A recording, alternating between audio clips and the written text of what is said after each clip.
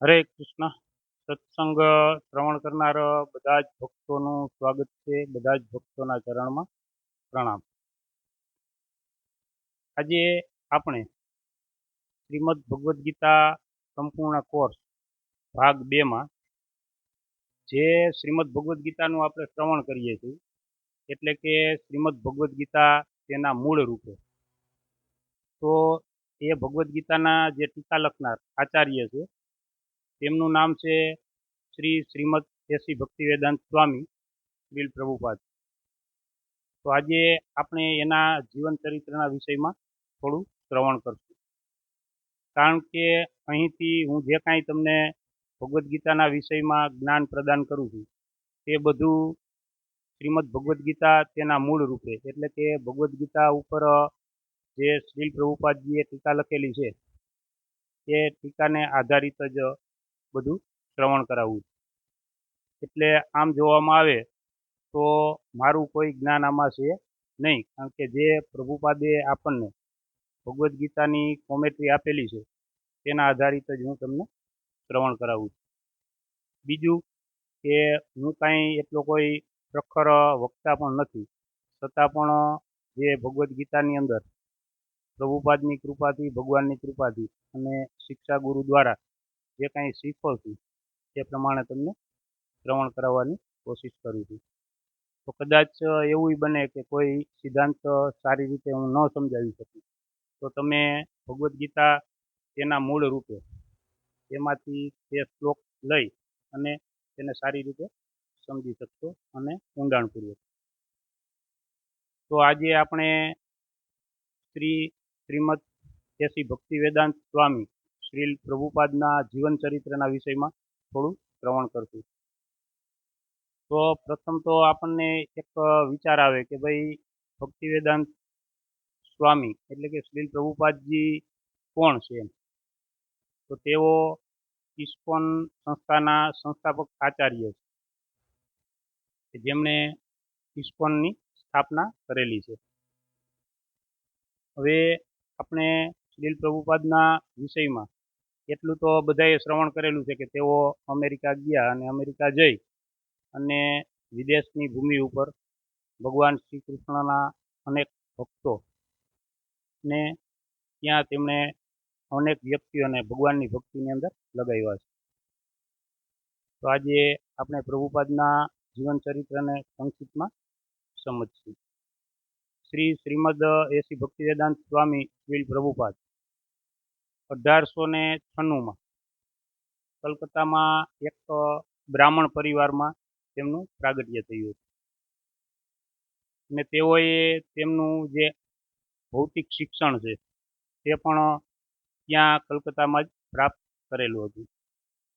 બીજું કે શ્રીલ પ્રભુપાદ છે એનું ઇંગ્લિશ ઉપર એટલું પ્રભુત્વ સારું હતું કે એ જ્યારે ઇંગ્લિશ બોલવાનું શરૂઆત કરે તો જે લોકો ઇંગ્લિશ માતૃભાષા ધરાવતા હોય એવા લોકો પણ આશ્ચર્યચકિત થઈ અને તેને સાંભળતા.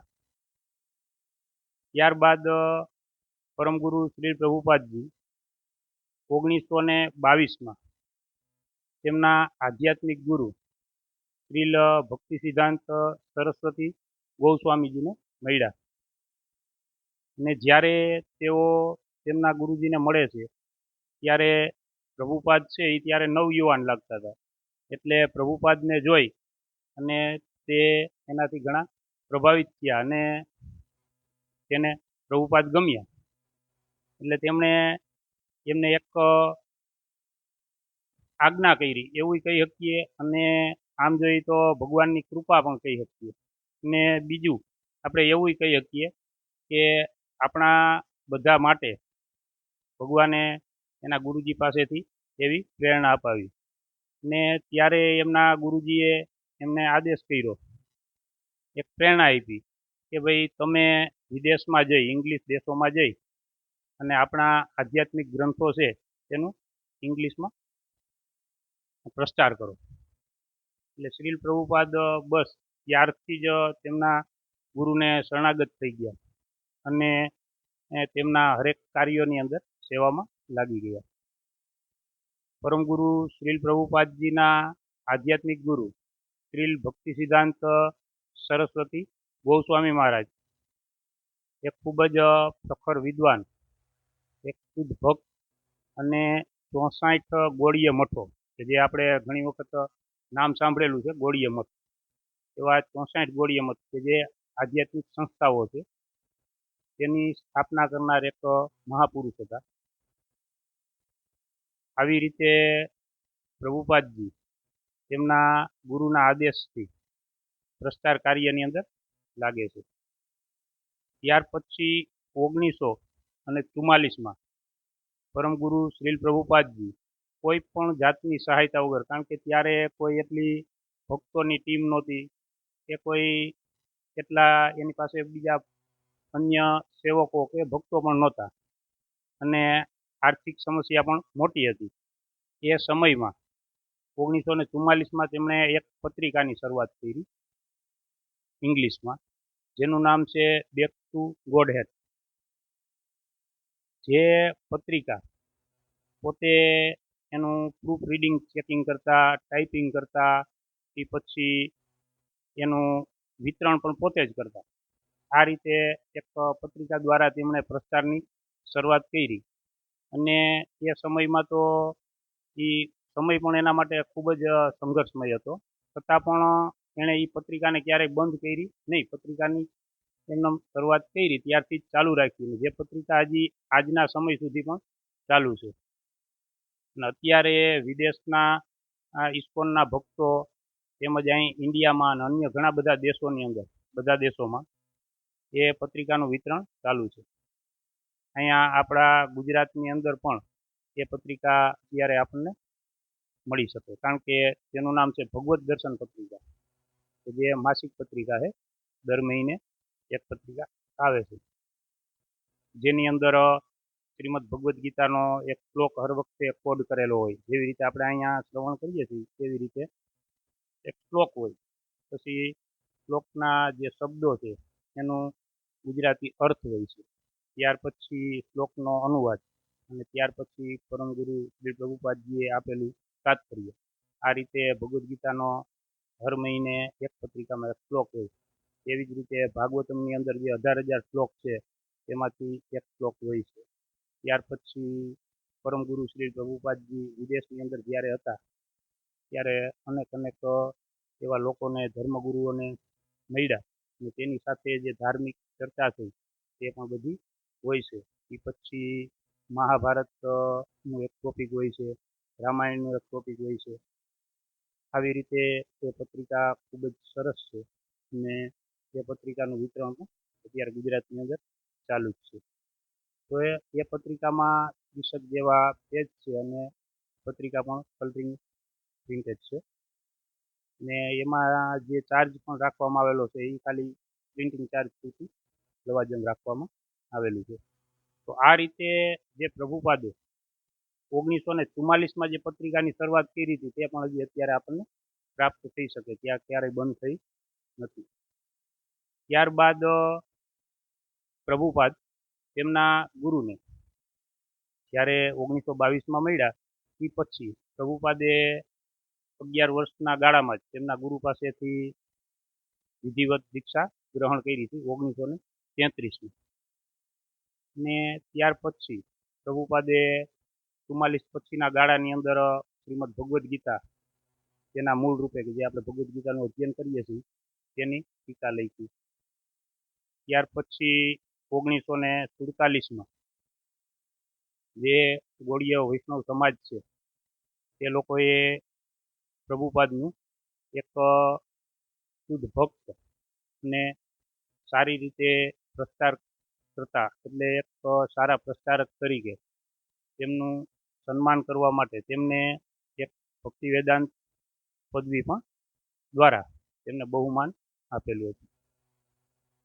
ત્યારબાદ 1950માં શ્રીલ પ્રભુપાદે તેમના ગૃહસ્થ જીવનમાંથી તેઓ જુદા પડે છે અને વાનપ્રસ્થનો સ્વીકાર કરે છે.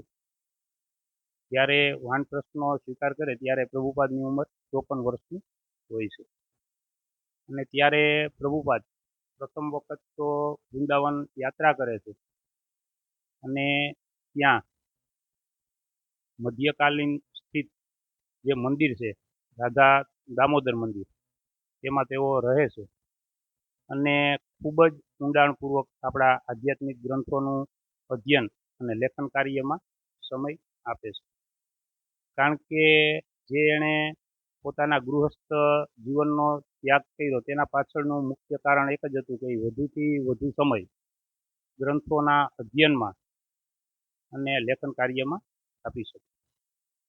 કારણ કે પ્રભુપાદે હંમેશને માટે એ યાદ રાખેલું હતું કે તેમના ગુરુએ તેમને શું આજ્ઞા કરેલી છે, તેને પરિપૂર્ણ કરવા માટે તે ખૂબ જ પ્રયાસ કરતા હતા.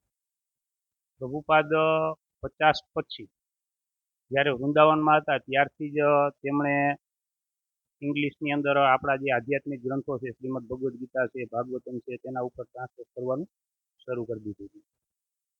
આમ જોઈએ તો પ્રભુપાદના જીવનની ઉત્તમમાં ઉત્તમ જે કૃતિ ગણીએ તો તે છે શ્રીમદ ભાગવતમ, કે જે ભાગવતમમાં 18,000 શ્લોક છે. તેના ઉપર પણ પ્રભુપાદે અનેક ગ્રંથો લખવાની શરૂઆત કરી દીધી હતી. અને તેમાંથી જ્યારે 3 જેવા ગ્રંથો કમ્પ્લીટ થયા ત્યાર પછી 1965માં પરમગુરુ શ્રીલ પ્રભુપાદજી તેમના ગુરુને આપેલી આજ્ઞાને પરિપૂર્ણ કરવા માટે તેઓ અમેરિકાની પસંદગી કરે છે. કારણ કે ગુરુજીએ એવી આજ્ઞા આપી હતી કે તમે વિદેશમાં જાઓ, એટલે કે ઇંગ્લિશ દેશોમાં જઈને ઇંગ્લિશ લોકોમાં આ આપણા વૈદિક જ્ઞાનનો પ્રચાર કરો. તો વસ્તુ એ વિચારવાની છે કે જ્યારે 65માં પ્રભુપાદ છે એ અમેરિકા જવાનું વિચારે છે, ન્યુયોર્ક શહેરમાં પ્રથમ જાય છે, તો ત્યારે તેમની ઉંમર 70 વર્ષની હતી. તો અત્યારે આપણે જોઈએ કે ભાઈ 70 વર્ષનો વ્યક્તિ હોય તો એ તો નિવૃત્ત હોય અને તેનામાં એવડી હિંમત ના રહી હોય કે હવે અમેરિકા જાવ ને ત્યાં જઈને પ્રચાર કરું. પણ પ્રભુપાદ માટે ભગવાનની કૃપા પણ એવી રહેલી કે પ્રભુપાદ એ સમયે વિદેશની અંદર જાય છે અને વિદેશમાં જ્યારે જવાનું થાય છે ત્યારે પ્રભુપાદ પાસે ત્યાં જવા માટેનું ટિકિટ ભાડું નહોતું. એ માલવાહક જે જહાજ હતું એની અંદર બેસી અને જાય છે. શ્રીમતી દેસાઈ કરીને એક મહિલા હતા, તેમને વિનંતી કરે છે તેમના માલવાહક જહાજમાં બેસી અને તેઓ અમેરિકા પહોંચે છે. અમેરિકા પહોંચે છે એ ગાળાની અંદર તો પ્રભુપાદને 2 વખત તો હાર્ટ એટેક આવી જાય છે. છતાં પણ ભગવાનની કૃપાથી તેઓ અમેરિકા પહોંચે છે અને પહોંચી અને પછી ત્યાં પ્રચાર કાર્યની શરૂઆત કરે છે. પણ જ્યારે અમેરિકા એ જાય છે ત્યારે એના માટે કોઈ એવું ફિક્સ સ્થાને નહોતું. અત્યારે આપણે ક્યાંય જઈએ તો આપણે એક આગોતરી ખબર હોય કે આપણે આ જગ્યાએ જવાનું છે, ત્યાં જઈને પ્રચાર કરવાનો છે, આ રહેવા માટેની જગ્યા, એવું કાંઈ હતું નહીં. સાચું કહીએ ને તો અમેરિકા ગયા ત્યારે એને ખબર જ નહોતી કે મારે કઈ બાજુ જવાનું. એ સમયની અંદર એણે ત્યાં ખૂબ જ સંઘર્ષ કર્યો. એમાંય વર્ષ દિવસ સુધી તો ખૂબ જ સંઘર્ષ રહ્યો અને ત્યાર પછી વર્ષ દિવસ પછી એણે ઇસ્કોનની સ્થાપના કરી. એટલે કે 65માં ગયા અને 66માં એણે ઇસ્કોનની ત્યાં સ્થાપના કરી. અને એ સમયમાં પણ શું કે કોઈની પાસે કોઈ એવા શુદ્ધ ભક્તો નહોતા, પણ જે નિયમિત ત્યાં સત્સંગમાં આવતા હતા એમાંથી કોઈને ખજાનચી બનાવ્યા ને કોઈને સભ્યોને એવી રીતે કરીને એક સંસ્થાની શરૂઆત કરી. ઇસ્કોન એટલે કે આંતરરાષ્ટ્રીય કૃષ્ણ ભાવનામૃત, international society for Krishna consciousness. ને એ શરૂઆત કર્યા પછી પ્રભુપાદે ધીરે ધીરે એની અંદર જે નિયમિત આવતા હતા તે લોકોને ભક્તિના વિષયની અંદર જ્ઞાન આપ્યું અને ધીરે ધીરે એમાંથી તૈયાર કર્યા અને અનેકને બીજા દેશોની અંદર મોકલ્યા અને ત્યાં પણ સેન્ટરો ચાલુ કર્યા. આવી રીતે જોવામાં આવે તો શ્રીલ પ્રભુપાદનું જીવન છે એ ખૂબ જ સંઘર્ષમય રહ્યું. તેમાં એમણે જે ભગવદ્ ગીતા ઉપર ટીકા લખી છે કે જે ભગવદ્ ગીતાનું આપણે અધ્યયન કરીએ છીએ એ ભગવદ્ ગીતા ઉપરની એમની ટીકા તો ખૂબ જ અદ્ભુત હતી. કારણ કે ભગવદ્ ગીતાનું નામ જ છે ભગવદ્ ગીતા, તેના મૂળ રૂપે, એટલે કે વાસ્તવમાં પૂર્ણ પુરુષોત્તમ ભગવાન શ્રી કૃષ્ણ અર્જુનને શું કહેવા માગતા હતા, વાસ્તવિક જે શુદ્ધ જ્ઞાન છે એ પ્રભુપાદે આપેલું. ઘણી વખત આપણે એવું થાય કે ભાઈ પ્રભુપાદ દ્વારા લખાયેલી ટીકાને જ શા માટે આપણે શ્રવણ કરવી જોઈએ, એનું જ શા માટે અધ્યયન કરવું જોઈએ. તો તેના પાછળનું મૂળ કારણ પણ એ જ છે કે પૂર્ણ પુરુષોત્તમ ભગવાન શ્રી કૃષ્ણએ જે શુદ્ધ અને પૂર્ણ જ્ઞાન બ્રહ્માજીને આપ્યું, અને બ્રહ્માજીએ એ જ્ઞાન નારદજીને આપ્યું, અને નારદજીએ એ જ્ઞાન વેદવ્યાસજીને આપ્યું. એવી રીતે એ જ્ઞાન ગુરુ શિષ્ય પરંપરા દ્વારા મધ્વાચાર્ય પાસે આવ્યું, અને એ જ પરંપરાની અંદર જે પ્રભુપાદના ગુરુજી છે શ્રીલ ભક્તિ સિદ્ધાંત સરસ્વતી સ્વામી મહારાજ, તે આવે છે, અને ત્યાર પછી પ્રભુપાદ આવે છે. તો જે શુદ્ધ અને પૂર્ણ જ્ઞાન ભગવાન શ્રી કૃષ્ણએ જે અર્જુનને આપ્યું હતું, જે જ્ઞાન બ્રહ્માજીને આપ્યું હતું, એ જ જ્ઞાન છે એ આપણને અહીં પ્રાપ્ત થાય છે. એટલા માટે ભક્તના હાથથી લખાયેલી ભગવદ્ ગીતા હોવાને કારણે આ ભગવદ્ ગીતા વાંચી અને અનેક વિદેશના લોકો ભગવાન શ્રી કૃષ્ણના શુદ્ધ ભક્ત બન્યા છે. કારણ કે આપણે બધા જોઈએ છીએ કે વિદેશની અંદર તો અત્યાર સુધીમાં ઘણા બધા ધર્મગુરુ ગયા છે, ઘણો બધો બધાએ પ્રચાર કરવાની કોશિશ કરી, અને સારું કહેવાય. પણ પ્રભુપાદ જે ગયા અને એણે જે થોડો સમયની અંદર જે ભગવદ્ ગીતાનો પ્રચાર કર્યો છે એ તો ખૂબ જ સરાહનીય છે. કારણ કે જે લોકો ગાયોના ભક્ષક હતા, કે જે લોકો ગાયોનું માંસ ખાતા હતા, બધી પ્રકારના નશા કરતા હતા, એવા લોકોને ગાયોના રક્ષક બનાવ્યા, અને તે લોકોને વિદેશમાં જઈને એ બધાય ભૂરાવને ધોતી કુર્તા પહેરાવ્યા અને ભગવાનના ભક્ત બનાવ્યા, ભગવાનની સેવા કરતા કર્યા, 16 માળા કરે અને બધા જ નિયમોનું પાલન કરે, આ રીતે શુદ્ધ ભક્ત બનાવ્યા. તો આપણે જોઈએ તો ઘણા બધા એવી રીતે આચાર્યો છે એ વિદેશની અંદર આપણા આધ્યાત્મિક ગ્રંથોને લઈને પ્રચાર કરવા ગયા, તો પ્રભુપાદે જે કાર્ય કર્યું છે એટલું કાર્ય કોઈ કરી શક્યું નથી. કારણ કે ખૂબ જ બહોળા પ્રમાણમાં એણે ભક્તોની ટીમ તૈયાર કરી. તો આ રીતે પરમગુરુ શ્રીલ પ્રભુપાદ દ્વારા જે લખાયેલા ગ્રંથો છે તે બધા ઘણા બધા મહત્વપૂર્ણ ગ્રંથો છે.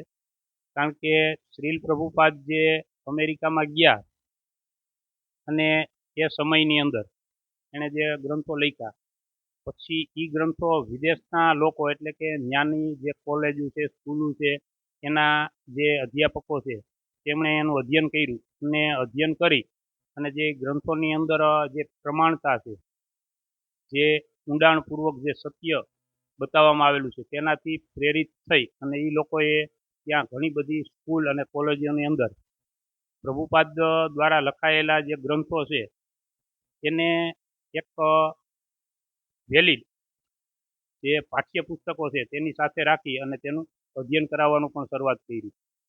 તેના કારણે એ સમયની અંદર પ્રભુપાદના ગ્રંથો છે એની ડિમાન્ડ પણ એટલી હતી. એટલા માટે 1972માં પ્રભુપાદ છે એના જ ગ્રંથોનું પ્રિન્ટિંગ થાય ને એના જ ગ્રંથો છે એનું વિતરણ થઈ શકે ખૂબ જ સારી રીતે, એટલે ત્યાં ભક્તિ વેદાંત બુક ટ્રસ્ટની એક સ્થાપના કરવામાં આવેલી છે, જેને આપણે બીબીટી કહીએ છીએ, અને એના દ્વારા અનેક ગ્રંથો આ વિશ્વની અંદર વિતરણ થવા માંડ્યા.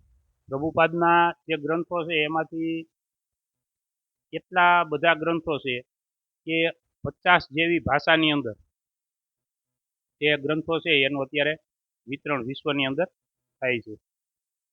ત્યાર પછી પ્રભુપાદે ઘણા બધા એવી ધર્મનો પ્રચાર કરવા માટે અને જે પ્રારંભિક ભક્તો છે તેને શિક્ષણ મળે તે માટે ગુરુકુળોની વ્યવસ્થા કરી, ફાર્મ વસાહતોની શરૂઆત કરી. 1968માં જ તેમણે પ્રથમ ફાર્મ વસાહતની શરૂઆત કરી હતી, કે જેની અંદર ગૌ રક્ષા છે, ભગવાન દ્વારા જે આ પ્રકૃતિ દ્વારા જે આપણે પ્રાપ્ત થાય છે એના દ્વારા એક સાદું જીવન કેવી રીતે આપણે જીવી શકીએ, અને ગાય આધારિત જીવન જીવવાની શરૂઆત પણ પ્રભુપાદે તે સમયમાં કરેલી હતી. ત્યાર પછી તો એના શિષ્યો દ્વારા ઘણા બધા ફાર્મ વસાહતોની શરૂઆત થઈ, ઘણા બધા ગુરુકુળો થયા. આ રીતે પ્રભુપાદે 1965થી લઈ અને 1977માં જ્યારે પરમગુરુ શ્રીલ પ્રભુપાદજી એ ભગવત ધામની પ્રાપ્તિ કરી, ત્યાં સુધીમાં અનેક મંદિરો ની સ્થાપના કરી, ઘણા બધા ગુરુકુળો, આવી રીતે આ સંસ્થાને એક ખૂબ જ વિશાળ સંસ્થા બનાવી દીધી હતી. કારણ કે પ્રભુપાદ છે કે જ્યારે અમેરિકા ગયા અને ત્યાંથી એ અહીં થોડો સમય પૂરતા જ પછી તો આવ્યા હતા ઇન્ડિયામાં. થોડો સમય આવતા વળી પાછા અમેરિકા જતા. ત્યાર પછી અહીંયા પણ એટલા બધા મંદિરો રાધાકૃષ્ણના બનાવ્યા છે અને વિદેશની અંદર પણ બનાવ્યા. જ્યારે પ્રભુપાદનો જન્મ થયો ને ત્યારે આપણે ખબર હોય તો પહેલાં કુંડલી જોતા હતી. કુંડલી જોઈને ત્યારે જ એના માતા પિતાને બ્રાહ્મણે કીધું હતું કે ભાઈ આ જે છોકરો છે એ ઓલ વિશ્વની અંદર રાધાકૃષ્ણના 108 મંદિર બનાવશે. પ્રભુપાદે 108 મંદિર વિશ્વની અંદર બનાવ્યા હતા. તો આ રીતે આપણે જોઈએ તો શ્રીલ પ્રભુપાદે જે કાર્ય કર્યું છે એના એક જ જીવનની અંદર, એમાંય ઉંમર જે એની હતી એના લાસ્ટ સમયમાં, એ આપણા બધા માટે તો અસંભવ છે. કારણ કે પ્રભુપાદે એના એક જીવનની અંદર જે કાર્ય કર્યું એ કદાચ આપણે 7 જીવનમાં પણ કરી શકીએ નહીં. તો શ્રીલ પ્રભુપાદજીની ઉંમર લાસ્ટ એટલે કે 70 વર્ષ પછી આપણે વિચાર કરી શકીએ કે વ્યક્તિની સ્થિતિ કેવી હોય. કારણ કે શારીરિક રીતે તો એવી નાજુક સ્થિતિની અંદર પણ પ્રભુપાદે 16 વખત સંપૂર્ણ પૃથ્વીનું ભ્રમણ કર્યું અને હરિનામ સંકીર્તનનો પ્રચાર કર્યો છે. આ રીતે શ્રીલ પ્રભુપાદજીએ જે આપણા ધર્મ ગ્રંથો છે એને ઓલ વિશ્વની અંદર લઈને ગયા અને ઓલ વિશ્વમાં બધા જ લોકોને ભગવાન શ્રી કૃષ્ણ, ભગવાન શ્રી રામ થી પરિચિત કર્યા. કારણ કે આજે આપણે જોઈએ છીએ કે આજે આપણે અહીંયા થોડો ઘણો પ્રચાર કરવો હોય તો એ આપણે એટલા બધા વિઘ્નો આવે છે. તો એ લોકોને તો એ સમયમાં પ્રભુપાદને તો કેટલા વિઘ્નો આવ્યા છે. કારણ કે જ્યાં એ પ્રચાર કરવા ગયા ત્યાંના લોકોને ખબર જ નહોતી કે કૃષ્ણ ભગવાન કોણ છે, રામ ભગવાન કોણ છે.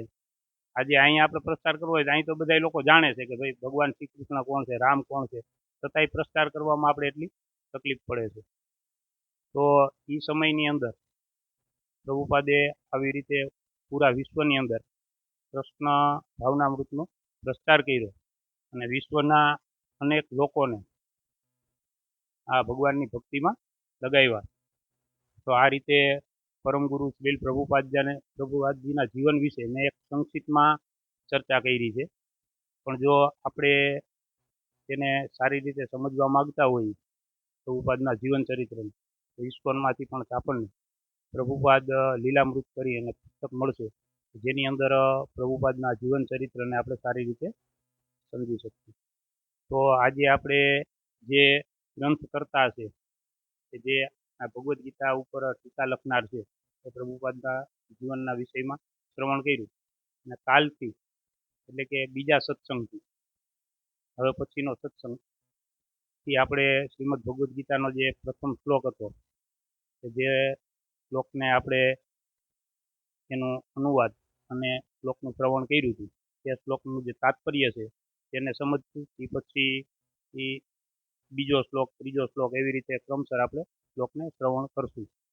તો જે પ્રથમ શ્લોક હતો પ્રથમ અધ્યાયનો જે ધૃતરાષ્ટ્ર મહારાજ દ્વારા બોલવામાં આવેલો હતો તે શ્લોકને આગળના સત્સંગની અંદર આપણે હવે શ્રવણ કરશું અને એ પણ પ્રભુપાદ દ્વારા જે ટીકા આપવામાં આવેલી છે તેના આધારિત. તો હવે પછીના સત્સંગમાં આપણે પ્રથમ શ્લોકથી ટીકાને શ્રવણ કરી અને ત્યાર પછી બીજો, ત્રીજો એવી રીતે શ્રવણ કરશું. હરે કૃષ્ણ.